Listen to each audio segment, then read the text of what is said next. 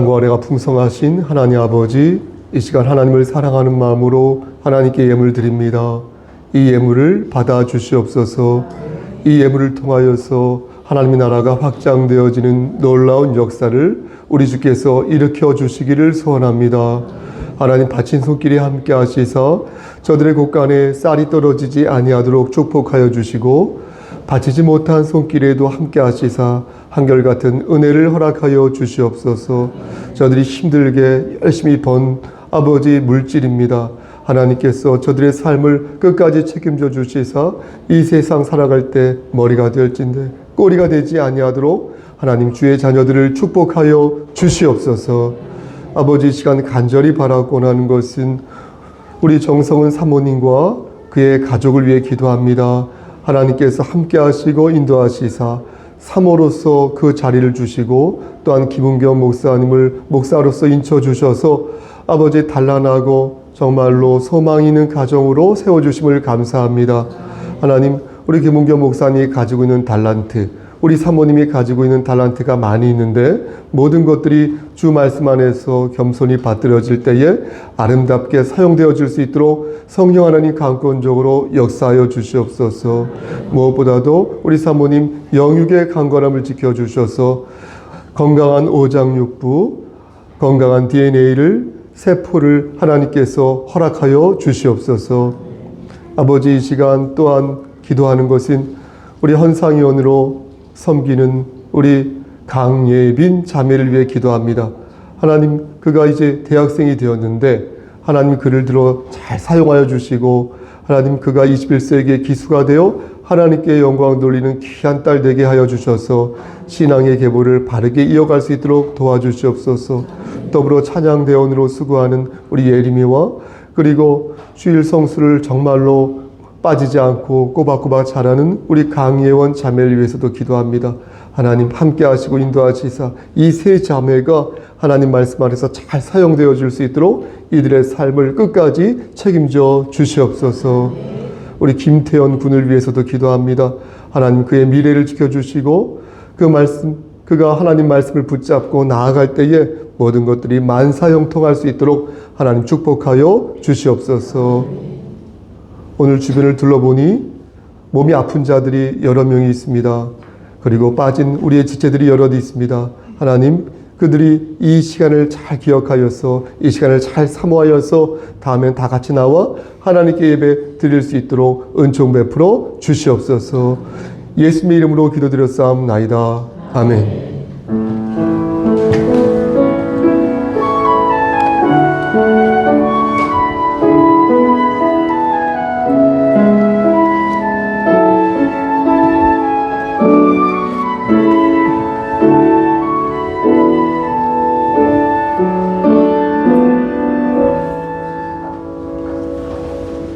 오늘 성경 말씀은 고린도후서 4장 7절에서 15절 말씀입니다. 고린도후서 4장 7절에서 15절 말씀입니다. 신약성경 289쪽입니다. 신약성경 289쪽 고린도후서 4장 7절에서 15절 말씀입니다.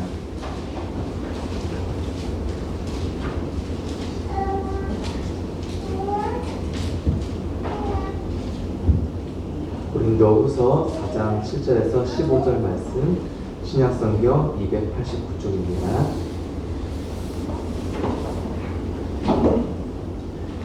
다시 하셨으면 한 절씩 번갈아가면서 기도하도록 하겠습니다. 우리가 이 보배를 질그릇에 가졌으니 이는 심히 큰 능력은 하나님께 있고 우리에게 있지 아니함을 알게 하려 합니다. 우리가 사방으로 우겨쌈을 당하여도 쌓이지 아니하며 답답한 일을 당하여도 낙심하지 아니하며 박해를 받아도 버림받지 아니하며 거꾸로 뜨림을 당하여도 망하지 아니하고 우리가 항상 예수의 죽음을 몸에 짊어짐은 예수의 생명이 또한 우리 몸에 나타나게 하려 함이라. 우리 살아있는 자가 항상 예수를 위하여 죽음에 넘겨짐은 예수의 생명이 또한 우리 죽을 육체에 나타나게 하려 합니다. 그런즉 사망은 우리 안에서 역사하고 생명은 너희 안에서 역사하느니라. 기록된 바 내가 믿었으므로 말하였다 한 것 같이 우리가 같은 믿음의 마음을 가졌으니 우리도 믿었으므로 또한 말하노라. 주 예수를 다시 살리시니가 예수와 함께 우리도 다시 살리사 너희와 함께 그 앞에 서게 하실 줄을 아노라. 함께 하겠습니다. 이는 모든 것이 너희를 위함이니 많은 사람의 감사로 말미암아 은혜가 더하여 넘쳐서 하나님께 영광을 돌리게 하려 함이라. 아멘. 이 시간 파기호수 성가대 찬양이 있겠습니다.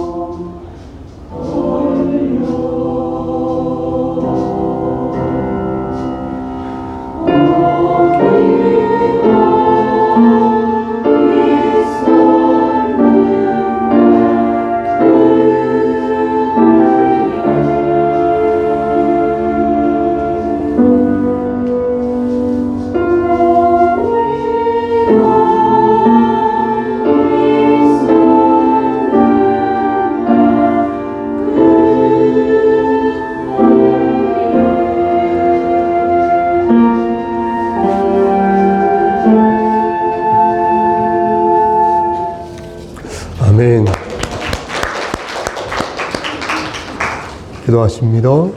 하나님, 우리 성가대원에 늘 함께 하시사 영육의 강건함을 지켜주시고 하나님의 성우를 찬양하는데 부족함과 어려움이 없도록 저들의 삶을 끝까지 선도하여 주시옵소서. 우리 양한영 형제에게도 함께 하시사 그의 미래를 지켜주시고 하나님 말씀 안에서 견고하게 세워져가는 아름다운 그릇 될 수 있도록 은총 베풀어 주시옵소서. 우리 주 예수 그리스도의 고난과 부활을 생각하면서 우리가 우리의 고난만 생각하는 것이 아니라 우리의 부활도 함께 생각하여 주 말씀 붙잡고 이기는 자 될 수 있도록 은총 베풀어 주시옵소서. 이 시간 하나님 말씀을 대언하고자 합니다. 잘 전할 수 있도록 도와주시옵소서. 예수님의 이름으로 기도드렸습니다. 아멘. 오늘은 평상시와 좀 다르게 주일 회중 예배 강서를 한 3분에서 4분 정도 적게, 짧게, 좋으시죠? 짧게 전하도록 하겠습니다. 그 이유는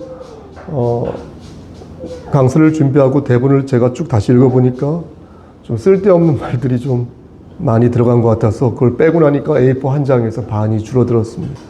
그리하여서 그렇게 된 것입니다. 그럼 강서를 시작하겠습니다. 괜찮습니다. 오늘 본문의 줄거리 있지 않습니까? 이 본문의 줄거리를 요약해서 말씀드리면 너희가 고난 속에 있어도 끝까지 사명을 감당하라. 다시 얘기할게요. 너희가 고난 속에, 너희가 시련 속에 있어도 끝까지 복음을 전파하라. 사명을 감당하라. 라는 뜻이 되겠습니다. 바울은 이 말씀을요, 고린도 교회 성도들에게 한 것이었지만 사실은 말입니다. 그 자신에게 한 말이기도 하였습니다. 나도 고난을 당할 때, 내가 시련에 직면했을 때 내가 끝까지 그것을 견딜 것이니까 너희도 나와 같이 고난 속에서 사명을 감당하지 않을래? 하는 그런 얘기인 것입니다. 그런데 사명을 우리가 감당할 때 사람들의 마음을 어둡게 만들면 예수 그리스도의 광채가 드러나지 않아서 우리가 소기의 목적을 달성할 수 없으므로 너희는 예수 그리스도의 광채가 비치도록 힘써야 할 것인데 어떻게 힘써야 하냐면 보십시오. 겸손하게 그리고 진실되게 행동하며 힘써야 한다라는 말씀이 되겠습니다. 정리하면 벌써 정리입니다. 정리하면 너희는 하나님의 백성으로서 겸손과 진실함으로 너희가 선 그 자리에서 복음을 전해야 할 것이니 바로 그것이 하나님의 영광과 구원의 빛을 전파하는 그리스도인의 사명이라는 것입니다. 그러니까 선교도 좋고 구제도 좋고 또 뭐 있죠? 교회에서 화장실 청소하는 것도 좋고 또 마음이 아픈 형제와 자매를 위로하는 것도 다 좋고 정말로 다 좋으니까 너희는 주 예수를 살리신 그 성부 하나님께서 너희도 살리신다는 것을 기억하여서 담대하게 자신에게 맡겨진 그 소임을 감당하라는 말씀이 바로 오늘 말씀의 요지이다. 이렇게 전하겠습니다. 흥미로운 점 무엇인지 아십니까?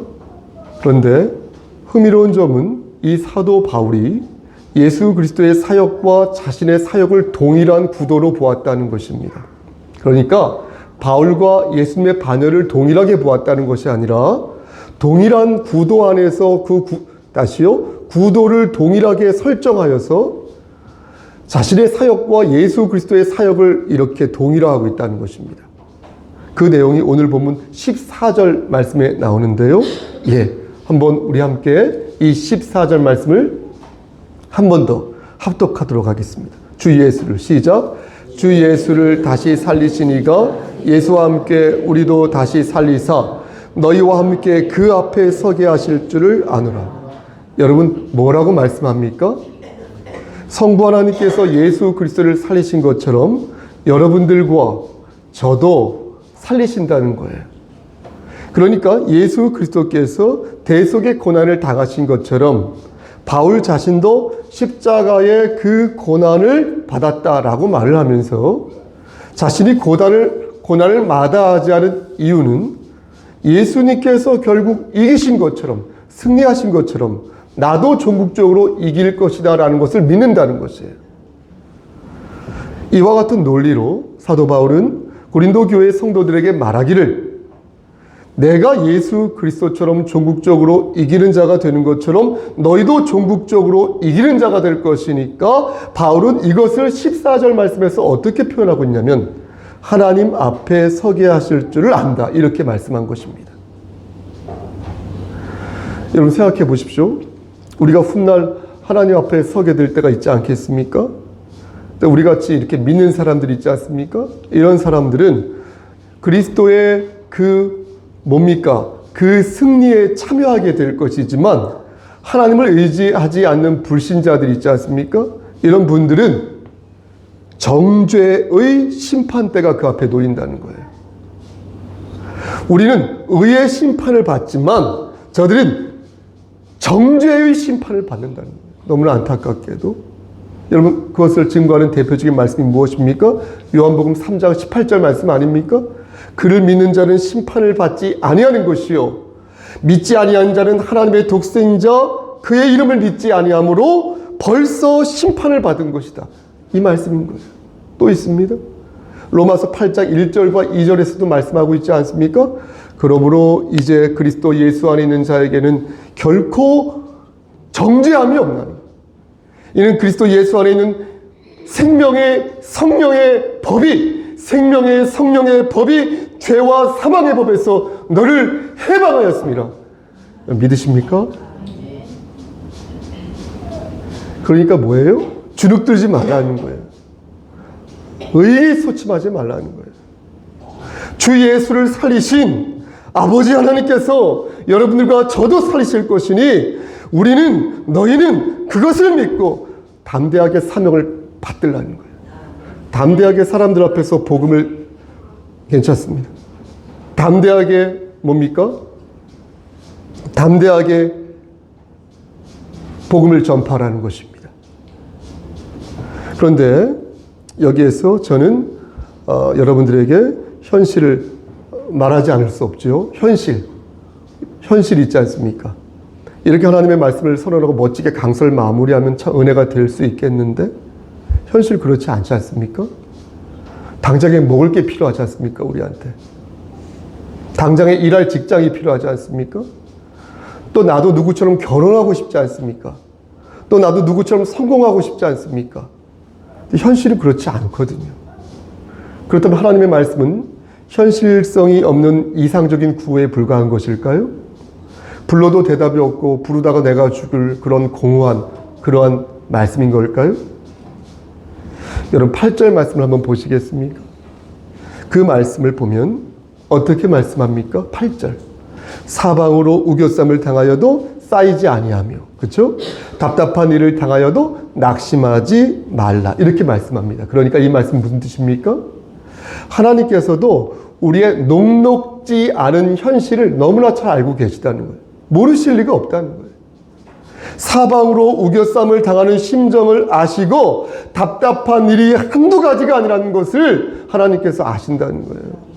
그래서 사방으로 우겨쌈을 당할지라도 그 말씀을 밑자락에 까신 거예요. 그런데도 불구하고 우겨쌈을 당하지 않는다라고 말씀하신 거예요. 다시 말씀드려서, 배가 고파도 고프지 않을 것이고, 몸이 너무나 아파도 몸이 아프지 않을 것이며, 외로워도 외롭지 않고 슬퍼도 슬프지 않을 것이다, 이렇게 말씀하신 것입니다. 이게 무슨 말씀입니까? 우겨쌈을 당해도 쌓이지 않는다는 게 무슨 뜻입니까? 고난에 직면해도 고난에 직면하지 않는다는 게 무슨 뜻입니까? 이 말씀의 뜻은요, 보세요 여러분, 우리가 빠져나갈 구멍을 하나님께서 늘 만들어 놓으신다는 거예요. 그러니까 극단적인 생각을 하지 마시라는 거예요. 얼핏 보면 사방이 다 막혀서 탈출할 공간이 없어 보이는데 실상은 그렇지 않다는 거예요, 집사님. 하나님께서 작은 틈새를 마련해 두고 계시다는 거예요. 그래서 그 틈새와 어떤 문으로 우리가 빠져나게 할 수 있도록, 빠져나올 수 있도록 하신다는 거예요. 그러니 너희는 넘어지더라도 아주 넘어지지 말라는 거예요. 쓰러지더라도, 자빠지더라도 아주 자빠지지 말라는 거예요. 그래서 바울은 고난에 직면했을 때 낙심하지 않았다, 이렇게 고백한 것입니다. 하나님이 열어놓으신 길이 있어서 그 길로 내가 빠져나와 그럴 것이며, 사방으로 우겨쌈을 당할 때 완전히 끝났다라고 생각하지 말라는 거예요. 그래서 박해를 받아도 내가 버려졌구나, 이렇게 생각하지 마시고, 그리고 내가 거꾸러짐을 당해도 내가 망했다, 이렇게 생각하지 말라는 거예요. 비록 우리의 몸이, 여러분 7절 말씀 보시겠습니까? 비록 우리의 몸이 7절 말씀에서 말씀하는 것처럼 금그릇이나 은그릇이 아니라 어떤 그릇? 질그릇이에요. 질그릇이어서요, 너무도 하찮고요, 우리의 몸이 너무나 연약하지만 이 질그릇 안에 예수 그리스도라는 보배가 들어있어서 우리는 예수 그리스도의 그 능력으로 결국에는 이기는 자가 된다는 것이에요. 그런데 여기에서 한 가지 우리가 짚고 가야 할 부분이 있습니다. 그것은 바로 예수 그리스도께서 재림하실 때 그 재림에 참여하는 육체적인 조건이 있다는 것이에요. 여러분 이해가 되십니까? 이에 대한 말씀이 11절 말씀에 나오는데요, 우리 이 말씀도 합독하면서 예수님의 재림에 우리가 참여하고자 할 때 어떠한 육체적 조건이 있어야 하는지 그것을 찾아보도록 하겠습니다. 11절 우리 시작. 우리 살아있는 자가 항상 예수를 위하여 죽음에 넘겨짐은 예수의 생명이 또한 우리 죽을 육체에 나타내게 하려 함이라. 여러분 뭐라고 말씀합니까?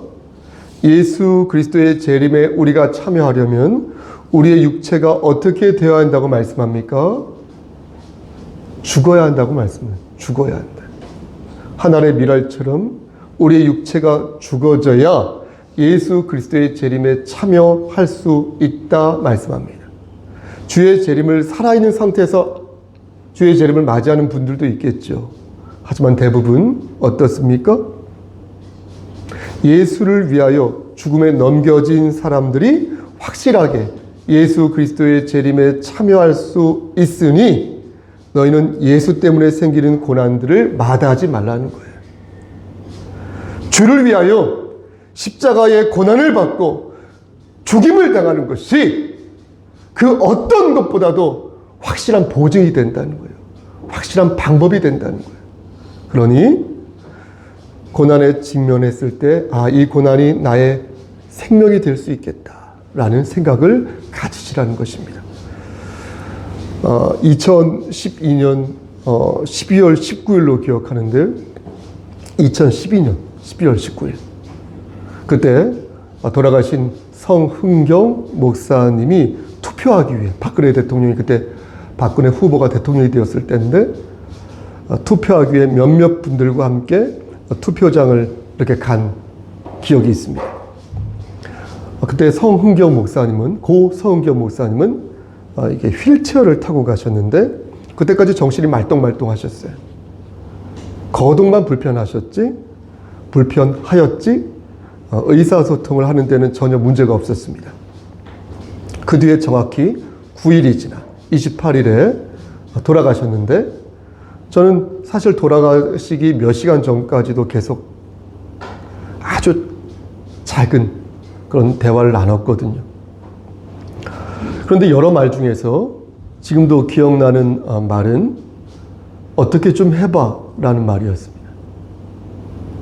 저랑 대화하면서 제가 이 말을 지금도 기억하는 이유는 6월에 암이 발병하고 나서부터 돌아가시기 몇 시간 전까지 저에게 자주 하신 말씀, 또 제가 자주 들었던 말씀이기 때문입니다. 어떻게 좀 해봐, 성 목사. 라는 그 목사님의 말은 목사인 저에게 나를 위하여 기도하고 있지? 라는 그런 의미보다 부끄럽지만 너는 수단과 방법을 가리지 말고 어떻게 좀 해봐, 이렇게 저는 이해가 되었습니다. 사방이 우겨쌈을 당할 때 그때 하나님이 만들어 놓으신 틈을 저는 생각하지 않고 저는 인간의 방법과 인간의 술수를 목사된 자로서 생각하고 이해하고 해석하였던 것입니다. 하지만 다행스럽게도 우리 아버지 하나님께서는 임종 전에 저에게 지혜를 주셨고 저는 제가 할 수 있는 어떤 방법이 하나님 말씀 외에는 없다는 사실을 저에게 깨닫게 해주셨습니다. 그리고 그의 귓가에, 서은경 목사님 귓가에 하나님의 말씀을 오랜 시간 들려주도록 허락하셨습니다. 우리 주 예수 그리스도의 재림에 참여하는 방법 중에 주의 일을 하다가 죽는 것만큼 확실한 방법이 없다는 것을 그에게 들려주게 하셨습니다. 저는 아버지에게 아버지 이렇게 가시는 겁니다 라고 말했습니다. 이렇게 가시는 거예요. 성도의 고난을 지켜보는 목사가 뭘 할 수 있을지 모른다는 착각을 할 때가 많습니다. 그래서 어떻게 좀 해볼까 궁리하고 술수를 부릴 때가 정말 많습니다. 하지만 막상 어떠한 지점에 이르게 되면 자신이 할 수 있는 게 아무것도 없다는 사실을 깨닫게 됩니다. 그리고 결국 하나님의 말씀으로 다시 돌아가게 됩니다. 다만 주의 종으로서 사망이 내 안에 들어있고 생명이 너에게 있으니 나보다 여러분이, 성도인 여러분이 좀 더 평안했으면 좋겠습니다 라고 바랄 뿐입니다. 말씀 마칩니다. 사랑하는 우리 성석교회 성도 여러분, 여러분들이나 저나 우리는 모두 질그릇으로 된 몸을 지니고 있습니다. 그리고 그러한 삶을 살고 있습니다. 지금 떨어지면 산산이 깨져도 이상하지 않을 만큼 연약한 육체와 정신을 소유하고 있습니다. 하지만 우리 아버지 하나님께서는 우리에게 그리스도 예수라는 보배를 허락하셨으니 비록 우리가 질그릇일지라도 우리의 혈관 속으로 예수 그리스도의 피가 흐르고 있음을 믿게 하시는 것입니다. 그렇다면 우리는 오늘을 어떻게 살아가야 되겠습니까? 여러분, 여러분의 삶을 어떻게 디자인하시겠습니까? 귀 있는 자는 성령의 음성을 들으시기를. 하나님의 능력은 우리가 약할 때 더욱 드러나는 특징이 있으니 고난에 직면한 자여 복음을 들으시기를, 그리고 복음을 선포하시기를, 자전거 페달을 밟듯 다시 힘차게 발을 구르시기를, 그래서 주께서 마련하신 그 틈새 사이로 다시 주의 광채를 보시기를. 한 번 더, 하나님의 능력은 우리가 약할 때 더욱 드러나는 특징이 있으니 약한 자여 더욱 주의 은총을 기대하시기를, 그리고 주께서 우리에게 허락하신 그 틈새 사이로 주의 광채를 보시기를. 주님의 이름 받들어 저 좀 보시고요, 간절히 축원합니다. 아멘. 하나님, 좁은 입으로 하나님 말씀을 대언하였습니다. 주께서 마련하신 그 틈새 사이로 하나님의 광채를 보기를 소원합니다. 우리를 끝까지 선도하여 주시옵소서. 예수 그리스도인 받들어 감사하며 기도드려 싸움나이다. 아멘.